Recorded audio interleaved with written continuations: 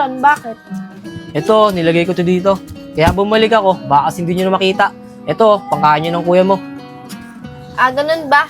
Pero Aaron, wag na. Kumain na rin naman kami ni Kuya. Ah, ganun ba? Sige, itatabi ko na lang to para bukas. Siya nga pala, Iya. Kamusta na yung pakiramdam mo? Okay na ako. Siya nga pala, Aaron. Salamat kasi mabilis akong gumaling dahil sa pag-aalaga mo. Ano ka ba, Iya? Wala yun. Kulang pa yun sa ginawa mong tulong sa akin. Ay nako, Aaron. Sa tutuusin nga, yung tinulong ko sa'yo, mas sobra-sobra pa yung tinulong mo sa akin. Ano ka ba naman, Iya? Lagi mong tatandaan. Walang katumbas yung ginawa mong tulong sa akin. Yaan mo na yun, Aaron. Basta ang mahalaga, masaya tayo ngayon. Mahal na mahal, yan ang damdamin na sa'yo'y nararamdaman. Kung di mo alam, puso'y... Aaron, dito ka ba ulit matulog? Hindi, kuya eh. Maya-maya, uwi na rin ako. Baka kasi hanapin ako ni Mami. Ah, ganun ba? O sige, ikaw bahala. Wala pa namang katabi matulog yung kapatid ko. Hoy kuya, anong pinagsasasabi mo dyan? Sanay naman ako matulog nang walang katabi. Sige, ikaw bahala. Yung isang araw pa naman, may nakita akong ahas dito gumagapang. Ito talaga si kuya, tinatakot pa ako. Suntukin kita dyan eh. Totoo ba, kuya? May ahas dito. Oo, Aaron, may ahas dito. Kaya nga sabi ko sa'yo, dito ka matulog. Sabi ko naman kasi sa inyo, kuya eh. Doon na kayo tumira sa ino-offer kong papapan. Wala eh, ayaw kasi ng kapatid ko. Ewan ko ba rito? Aaron, huwag ka maniwala dyan kay kuya. Ilang araw na kami natutulog dito, wala namang ahas. Papansin lang yan. Ah, ganun ba? Pero sige, antayin nyo na ako dito. Bibili lang ako ng mga kain natin. Aaron, bili kang chicken ah. Chicken Joy. Kuya, tara na. Mga lakal na tayo. Iya, mamaya na. Baka kasi biglang pumunta si Aaron. Di na. Kung pupunta yon, edi sana kanina pa. Tsaka huwag tayong umasa na umasa sa kanya. Tsaka bakit iya? Si Aaron naman may gusto na tulungan tayo eh. Tsaka ayaw mo yun, di na tayo mangangalakal. Ano ka ba kuya? Di ba ikaw na rin nagsabi na kaya nating mabuhay nang hindi humihingi ng tulong sa iba? Oo iya, sinabi ko yun. Pero nung dumating si Aaron, binabawi ko na yun. Ay nako. Sige kung ayaw mo, ako na mag-isa. Sige na nga, ako na nga. Akin na yan sa akong. Sama ka rin pala eh. Iya, ayun o, kalakal.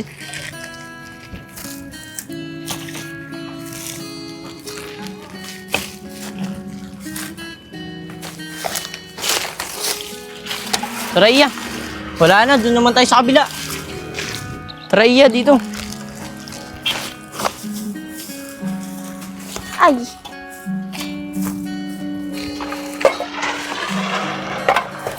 Daming kalakal dito. Ito.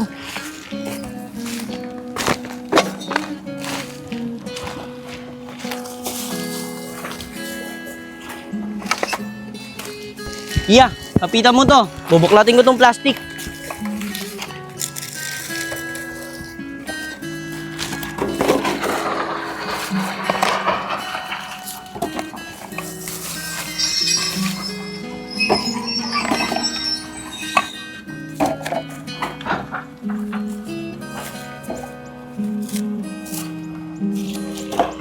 Iya, doon naman ako sa baba. Maraming kalakal doon oh. Sige kuya, mag-iingat ka ah. Baka maraming bubog dyan. Hindi yan, sanay naman ako eh.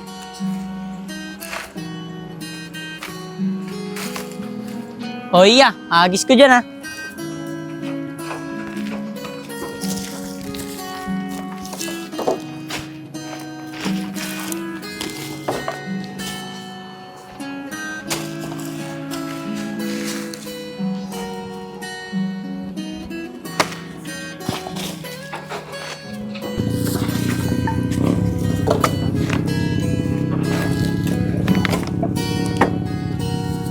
Tamaan naman na kuya. Tara iya, wala na. Tara iya, hanap naman tayo sa iba. Konti na lang, mapupuno na natin to. Sige kuya.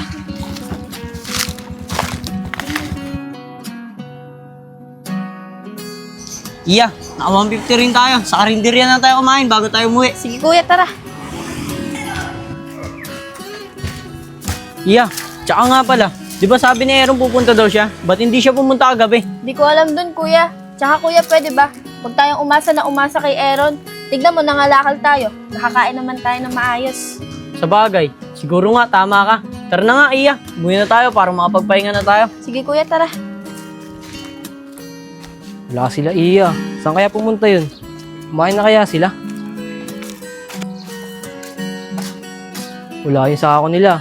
Nangalakal siguro sila. Nung oras na kasi ako nagising eh. Alam ko na. Habang inaantay ko sila, Iya, magbawalis na lang ako dito.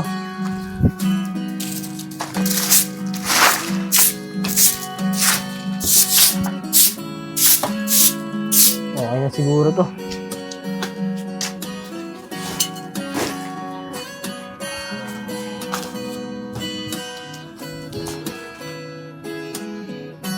Sobrang init talaga dito. Kawawa talaga sila. Ayaw kasi ni Iya tanggapin yung offer ko na kapakupahan sa kanila eh.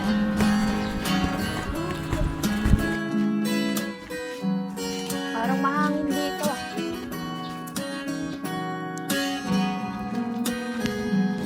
Kuya, ang init kaya sa tinutulugan natin. Dapat doon na lang tayo eh. Kasi mahangin doon. Sa bagay, Iya. Baka hindi rin tayo makatulog dun. Tara, doon na lang tayo sa sinasabi mo. Sige kuya, tara. Tara. Tara kuya, dito na lang tayo. Sige, Iya. Sabi ko naman sa'yo kuya eh, maaliwalas dito. Kaya nga eh. Iya, mababa tulog ko dito. Sige na, usog ka dun. Sige kuya, tulog din ako.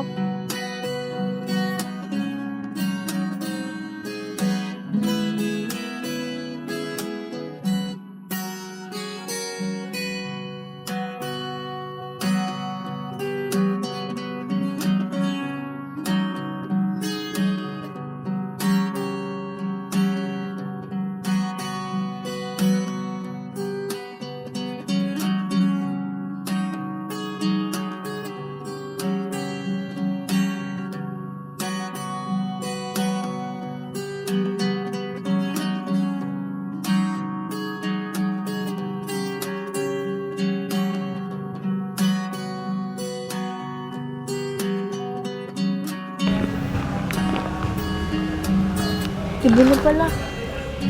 Kuya, umising ka na. Ginabi na tayo dito. Ay, oo nga no. Ang lamig kasi. Napasarap tulog ko dito. Sige, Iya, tara na.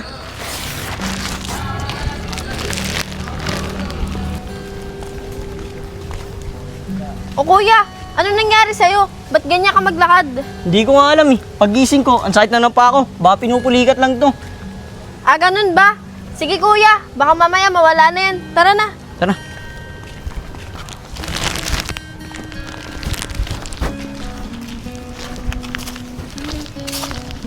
Kuya, teka lang.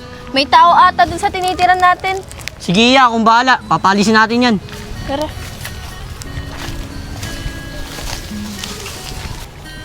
Kuya, sino kaya yan?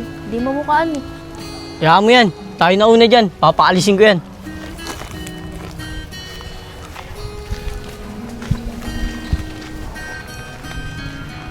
O kuya, si Aaron pala to eh. Siguro kanina pa yan nandyan. Kakahintay sa atin. Kaya dyan na nakatulog. Kaya nga kuya eh, kawawa naman si Aaron.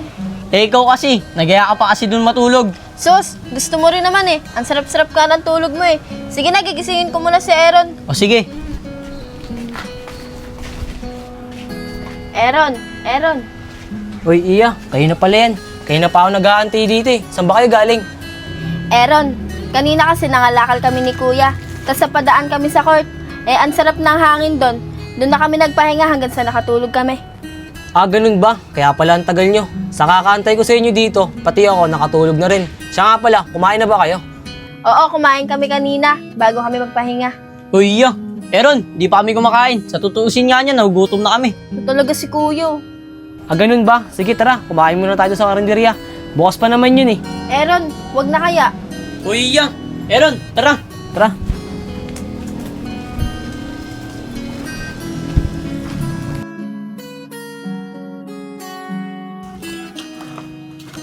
Aaron, salamat ah. Pagpasensyahan mo na yan si kuya. Wala yun, Iya. Nagugutom na rin naman ako eh. Kahit na Aaron, sobrang nahihiya pa rin ako sa'yo. Ito kasi si kuya eh, sobrang kapal na muka. Ano ka ba, Iya? Buti nga may kapatid kang ganyan eh. Kung uunahin ni Hiya nyo, magugutom lang kayo. Ah, basta. Pasensya na talaga ah. Ano Aaron, di ka pa ba uuwi? Iya, dito sana ako matutulog eh. Pwede ba? Aaron, di ka natatakot dito. Ang dilim-dilim mo, tas ang init pa. Kapag nasa inyo ka, sigurado, malamig doon, tas nasa malambot na higaan ka pa. Ano ko ba naman, Iya? Kaya nga gusto ko dito matulog eh. Kasi nasawa na ako doon sa kwarto ko. Kung gusto mo, mag-hotel na lang tayo. Punta tayo ng kuya mo. Hotel? Aaron, sigurado naman ako na hindi sasama yun si kuya. E di dalawa na lang tayo. Ipagpapaalam na lang sa kuya mo. Aaron, ayokong iwanan si kuya. Nasa magandang higaan nga ako. Paano naman si kuya? O sige, Iya. Kung ayaw mo talaga, dito na lang tayo. Sige, Aaron. Pero Aaron, paano yun? Baka hanapin ka ng mami mo. Hindi, Iya. Nagpaalam na ako. Ang sabi ko, doon ako matulog sa pinsang ko. Ay nako, Aaron. Nagsinungaling ka pa talaga sa mami mo para dito ka makatulog. Okay lang yung Iya. Minsan na naman ako magsinguling kay mami. Tara na, para may kasama yung kuya mo. Tara. Aaron, sigurado ka ba dito ako matulog? Ang sarap-sarap ng buhay mo dun sa bahay niyo. Kuya, siguro kung ikaw yung nasa kalagayan ko, magkasawa ka doon matulog sa kwarto ko. Siguro ron kung ako nakatira sa kwarto mo, magdadala ako maraming babae dun. Lalakasan ko pa yung aircon. Ay nako, kuya. Nangangarap ka na naman. Gusto mo bang matupad yon? Oo naman, Iya. Sino ba namang hindi? Sige, kuya. Simulan mo na matulog para managinip ka na. Ay nako, Iya. Kala ko pa naman, totoo na. Ano kaya sa pakiramdam matutulog ka sa malambot na kama, tapos malamig na kwarto? Hayaan mo kuya, balang araw, mangyayari din yan. Talaga ba, Aaron? E di ibig sabihin, papatulugin mo namin sa kwarto mo. Ito talaga si kuya no? Kapal na mukha. Jowa yan. Ganun din naman eh. Tutulungan din naman tayo ni Aaron. Hayaan mo kuya, mangyayari din yan. Pag welcome na kayo sa bahay. Yun naman pala eh. Aaron, salamat ah. Wala yun kuya.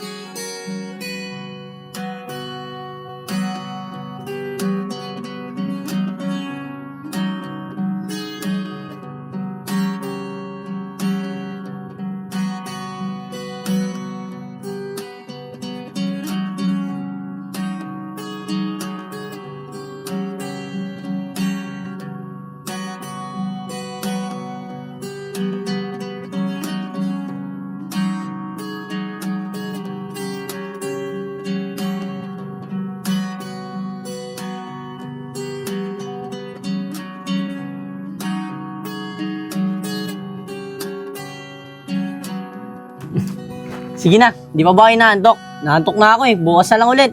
Sige, kuya. Inaantok na rin ako eh. Ang dami mo kasing kwento. Sige, dyan ka, dito sa Aaron.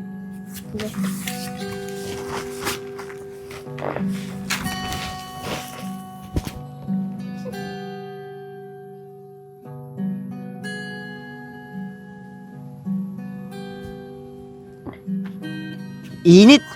Makalipat nga ng pwesto, makalayo sa dalawa.